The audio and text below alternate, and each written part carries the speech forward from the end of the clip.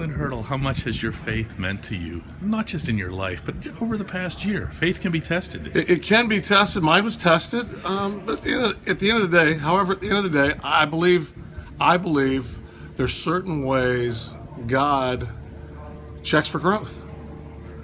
And we read. I try and educate myself. I spend a lot of time in the Bible.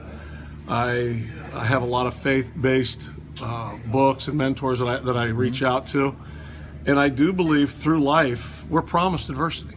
In the book of James, we're promised adversity. When adversity happens, it's not if. When it happens, how are you going to mount up? How are you going to move forward? And I think those are the times, the best opportunities for us, for me as a Christian, to actually model the behavior I want to instill in others.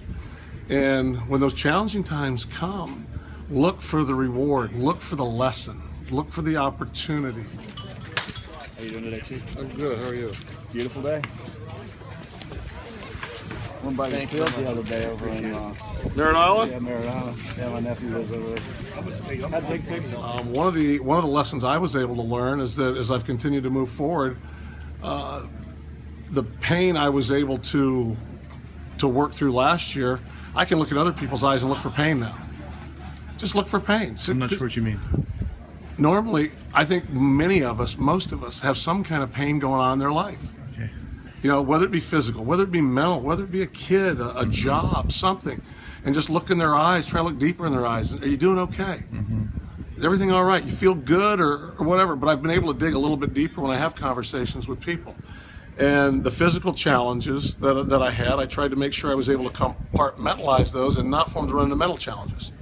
And as I shared with many last year, my prayer every morning getting up was, Lord, give me the courage to burden my pain today so my pain doesn't become a burden for others. And we've all probably had people in our lives that have gone through hard times, and unfortunately it could leak out on other people. There's collateral damage. I did not want that to leak out in my relationships with our front office, with my coaching staff, with our training staff, with our players. And I felt it was a great opportunity for me to be a role model as far as rolling your sleeves up and going to work. Deal what you got to deal with. Know there's still a way you can be functional. You can still add value. You can still make a difference. And then at times, after I get home, that's time to lay down and just relax and catch my breath.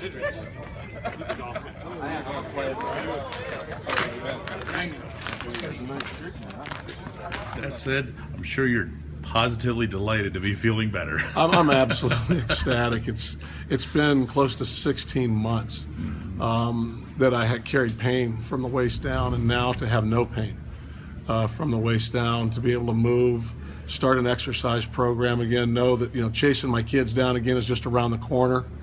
I'm getting to swim again, do a lot of swimming therapy, just things that you take for granted. A lot of lessons to be learned in that. There were things that I took for granted that I've been able to re-plug into. And I've always been a big proponent on making the most out of the day.